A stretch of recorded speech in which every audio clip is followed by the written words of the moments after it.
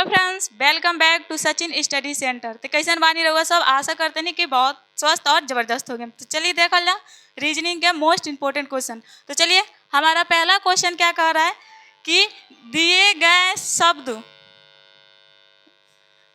यदि दिए गए शब्दों को अवरोही क्रम में व्यवस्थित किया जाए तो कौन सा शब्द सबसे अंत में आएगा। ठीक है, अब यहाँ देखिए सबसे पहले हम क्या देखेंगे कि अवरोही। ठीक है, यहाँ दिया एक शब्द अवरोही और एक आता है अरोही। ठीक है, इन दोनों में यदि क्या अंतर है, अवरोही का मतलब क्या होता है और अवरोही का मतलब क्या होता है। अवरोही मतलब क्या होता है तो घटते क्रम। ठीक है, यानी घटते क्रम यानी ऊपर से नीचे। ठीक है, और क्या बोला है अवरोही मतलब होता है बढ़ते क्रम। तो चलिए यहाँ पे क्या दिया है, तो ये जो शब्द दिया है क्या, अंकुरण, पेड़, पौधा, बीज, इसको अवरोही क्रम में हम सजाएंगे और उसके बाद से देखेंगे कि सबसे लास्ट में कौन सा शब्द आ रहा है। तो चलिए देखते हैं पहला क्या दिया है। तो पहले मान लीजिए कोई पेड़ दिया, ठीक है, मान लीजिए अवरोही में, तो सबसे पहले हम क्या करेंगे तो किसी बीज को बोएंगे। ठीक है, तो यहाँ पे हो गया बीज, बीज बीज लगाएंगे तो फिर क्या होगा, वो अंकुरित होगा, अंकुरित होगा। ये उसके बाद से वो क्या होगा, अंकुरण, उसमें क्या होगा अंकुरण होगा, यानी उस बीज में अंकुरण होगा, यानी छोटा सा पौधा, वो बीज फूटेगा और उसमें से छोटा सा पौधा निकलेगा और फिर क्या होगा तो पौधा बनेगा, यानी बीज फूटेगा तो फिर उसमें से पौधा निकलेगा। तो तीसरा क्या होगा, पौधा, तीसरा पौधा हुआ। और फिर क्या होगा, जब वो पौधा बनेगा तो पौधा से वो क्या होगा तो पेड़ बनेगा, पौधा से वो पेड़ बनेगा। अब ये हो गया क्या अवरोही क्रम में, यानी ऊपर से नीचे के तरफ। ठीक है, पहले पेड़, फिर पौधा, फिर अंकुरण, फिर बीज। तो लास्ट शब्द हमारा क्या आ रहा है, तो हमारा लास्ट आ रहा है बीज। लास्ट क्या आ रहा है, बीज, जो कि ऑप्शन नंबर सी में। ठीक है, ऑप्शन नंबर सी में। तो यहाँ क्या पूछा है कि ठीक है अंत में जो आएगा, यानी जो शब्द अंत में सबसे अंत में आएगा वो बताना था, तो बीज जो है वो सबसे अंत में आएगा। देखते हैं अगला क्या है।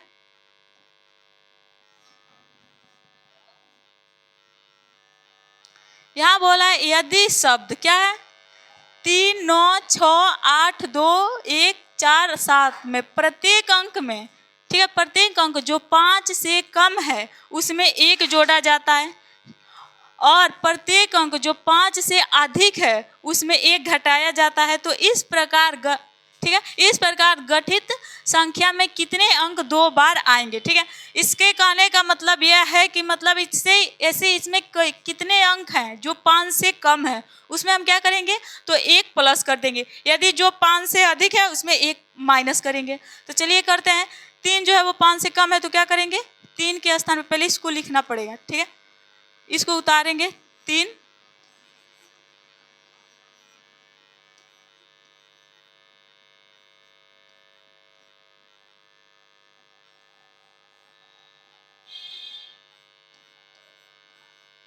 क्या है 3, 9, 6, 8, 2, 1, 4, 7।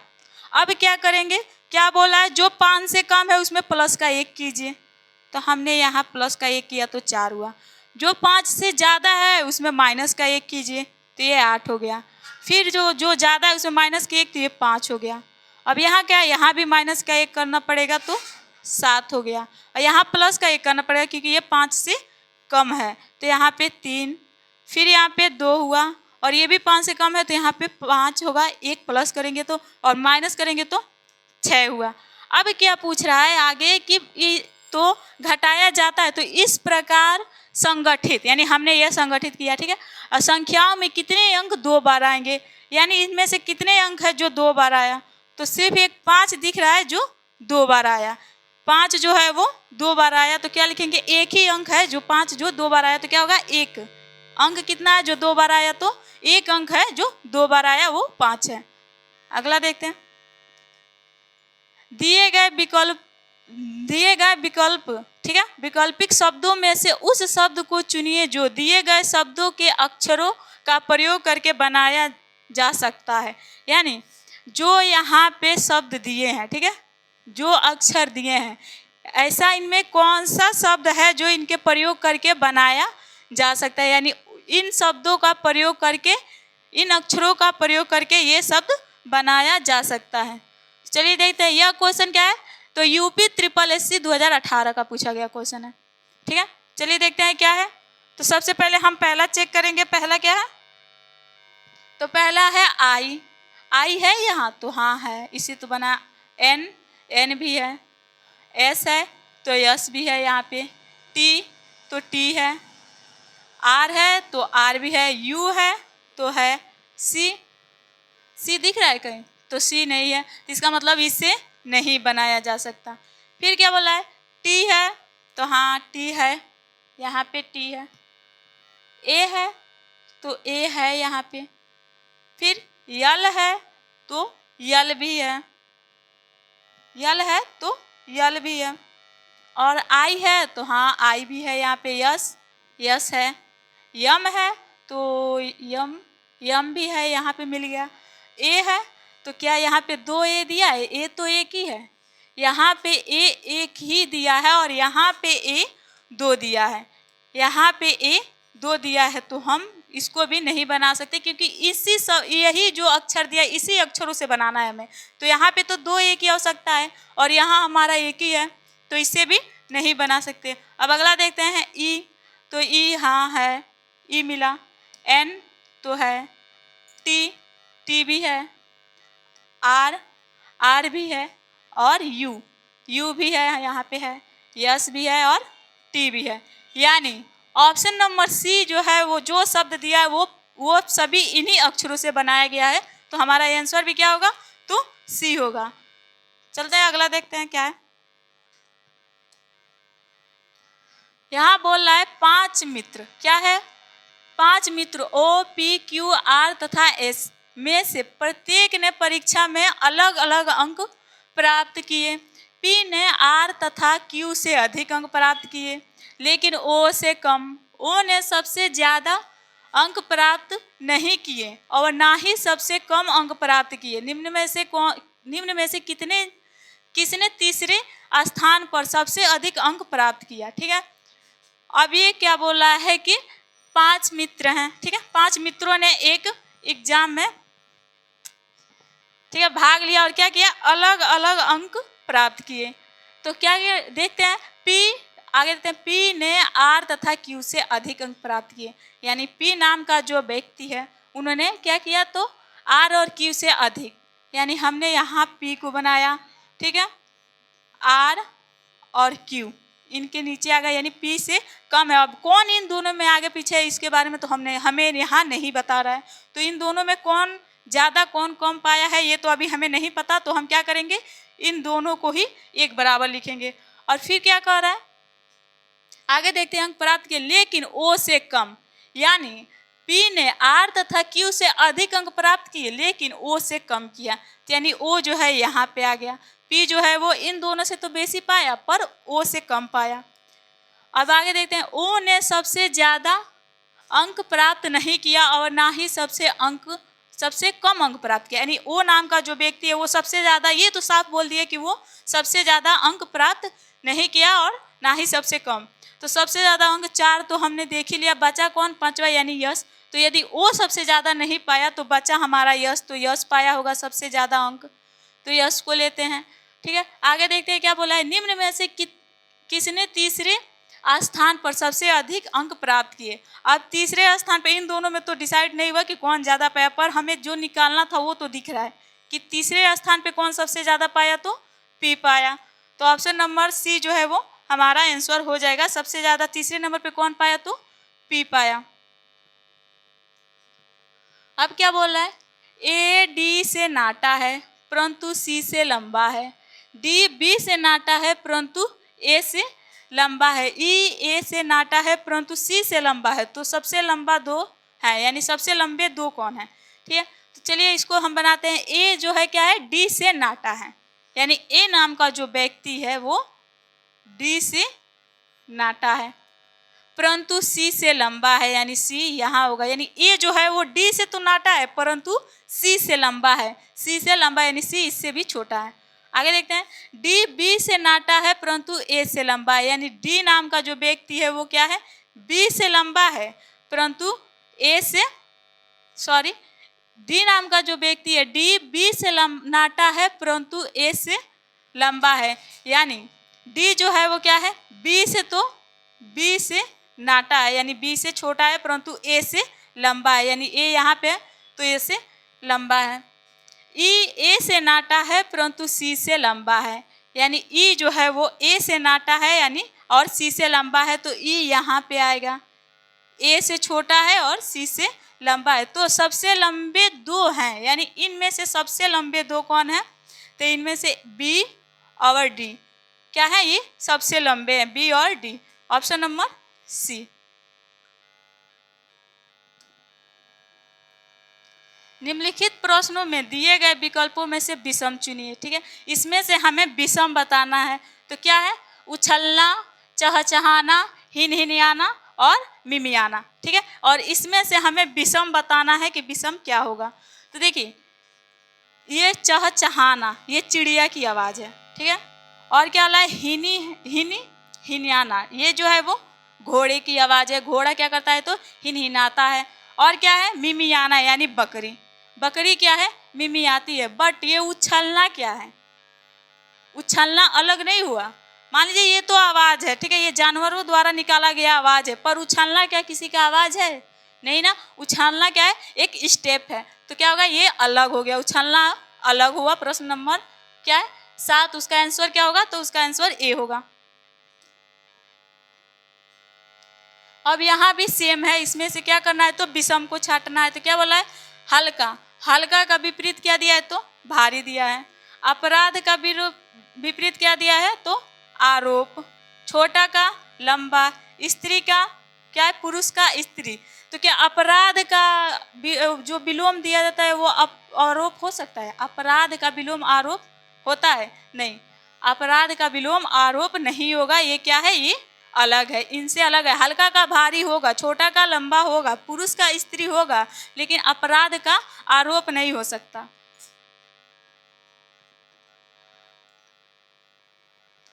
एक दर्पण में देखने से पता चलता है कि एनालॉग घड़ी यानी सुइयों वाली में 1:30 समय है, तो बताओ कि सही समय क्या होगा। देखिए, इस प्रकार का जब भी क्वेश्चन आया तो हम आपको यही बताएं कि क्या किया जाता है, तो 11 और 60 बस इतना याद किया जाता है, ठीक है, और इतना लिखने के बाद से इसको माइनस कर दिया जाता है, तो कितना दिया है, 1 और 30 माइनस कर दो, ज़्यादा कुछ नहीं, 30 और 10 यानी 10:30 हमारा आंसर आ जाएगा।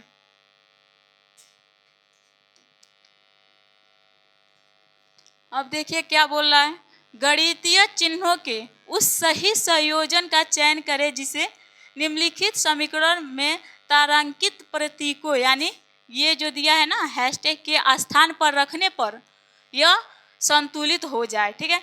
अब इसमें से कौन सा चिन्ह रखे, ठीक है, कि जो ये है यह संतुलित हो जाए, इसको हम संतुलित बना सके, ऐसा कौन सा चिन्ह रखे। तो ऐसे करने के लिए तो सबको चेक करना पड़ेगा एक एक। तो सबसे पहले हम क्या, तो हम ऑप्शन नंबर ए को चेक करते हैं, उसके बाद से बी को चेक करेंगे। तो सबसे पहले ए को चेक करेंगे, तो क्या है 65, 5, 17, 24, 21 और 224, ठीक है। अब क्या करेंगे, चिन्ह लगाए, यानी यहाँ पे क्या दिया है, तो भाग, उसके बाद से गुणा, उसके बाद से प्लस, फिर माइनस बराबर 224। अब इसको हम सॉल्व करते हैं, तो चलिए देखते हैं। तो सबसे पहले हम भाग को करेंगे, तो कितना 5 से काटे यदि 65 को, तो कितना बार जाएगा, तो 65 13 बार में कट जाएगा, ये 13 बार में कट गया। अब क्या करेंगे, 13 × 17 कर देंगे।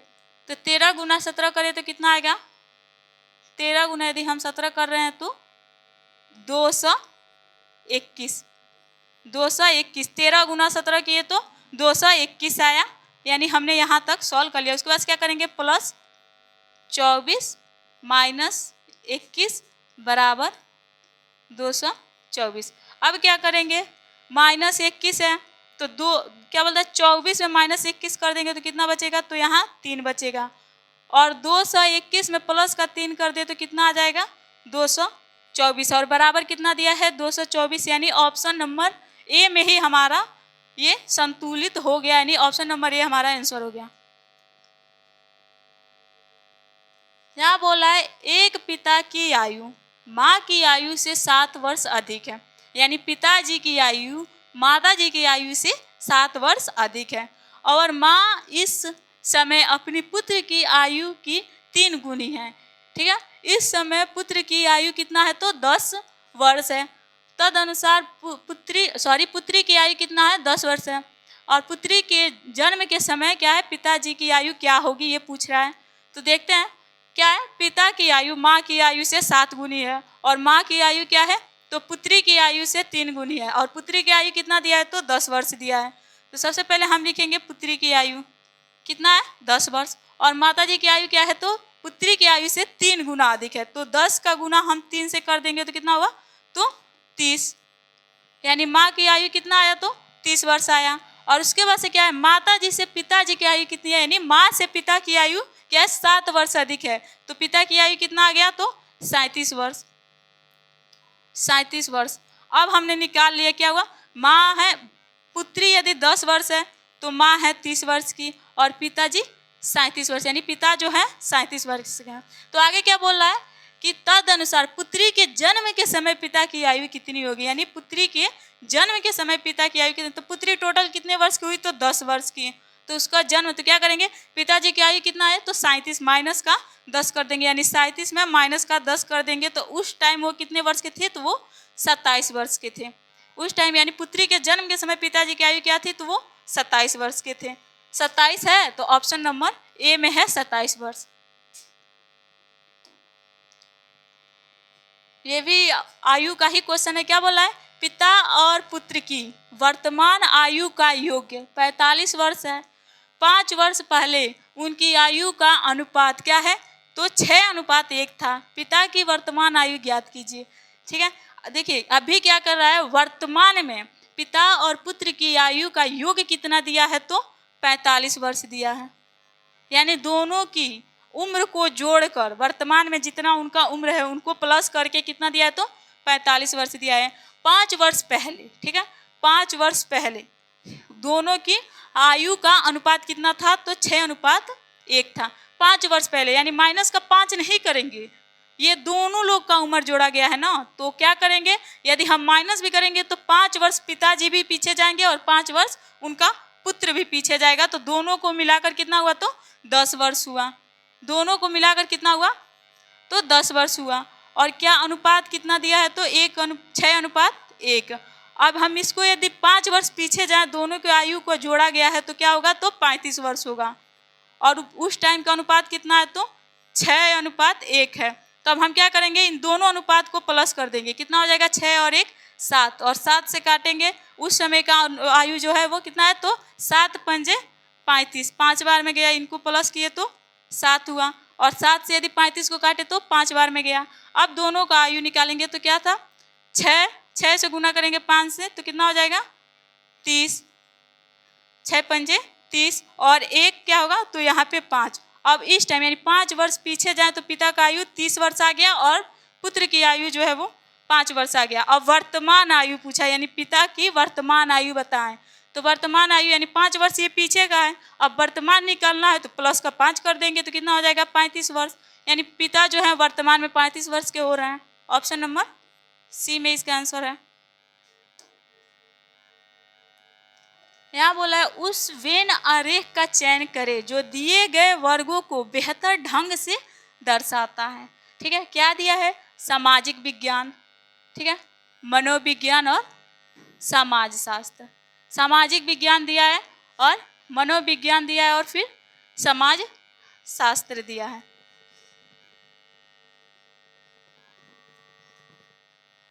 देखते हैं।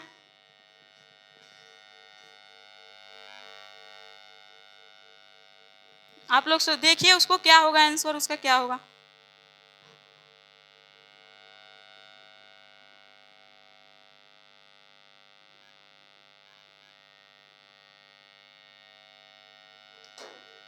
है, क्या बोला है, सामाजिक विज्ञान और मनोविज्ञान और समाजशास्त्र। तो हम क्या करेंगे, समाजशास्त्र, ये रहा हमारा समाजशास्त्र। और फिर क्या करेंगे, इसी में ये रहा सामाजिक विज्ञान, समाजशास्त्र के ही अंतर्गत आता है। फिर मनोविज्ञान भी समाजशास्त्र के ही अंतर्गत आता है, यानी ये रहा हमारा सामाजिक विज्ञान, और फिर ये रहा मनोविज्ञान, सॉरी ये रहा समाजशास्त्र, और ये रहा मनोविज्ञान, और ये सामाजिक विज्ञान।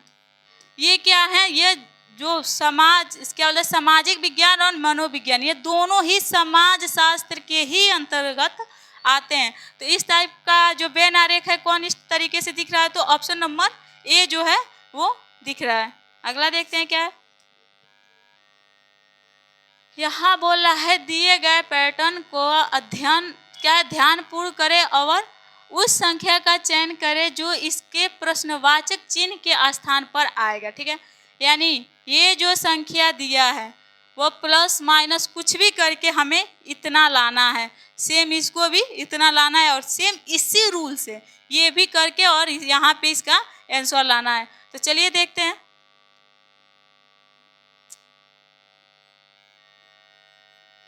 देखते हैं क्या किया है। तो यहाँ पे क्या करेंगे, यदि 3 का गुना हम 7 से करेंगे, ठीक है, 3 गुने 7 गुने 4 करके देखते हैं तो कितना हो जाएगा, 3 सत्ते 21, और 21 गुना 4 करें तो 3 सत्ते 21, 21 गुना 4 तो कितना आ जाएगा, हाँ 84। कितना आया, 84 आ गया। ठीक है, यानी 3 यहाँ क्या कर रहा है, 3 का गुणा 7 से कर रहा है, और कितना आ रहा है, 3 गुने 3 सत्ते 21, और 21 का गुणा क्या कर रहा है, तो 4 से कर रहा है, तो 84 आया। सेम यहाँ क्या करेंगे, 5 से गुणा करेंगे 2 का 10 आया, और 10 का गुणा 3 से कर देंगे तो 30 आया, जो कि यहाँ लिखा है। अब यहाँ भी वही करेंगे, 7 का गुणा करेंगे 5 से तो क्या हो जाए, 7 पंजे 35,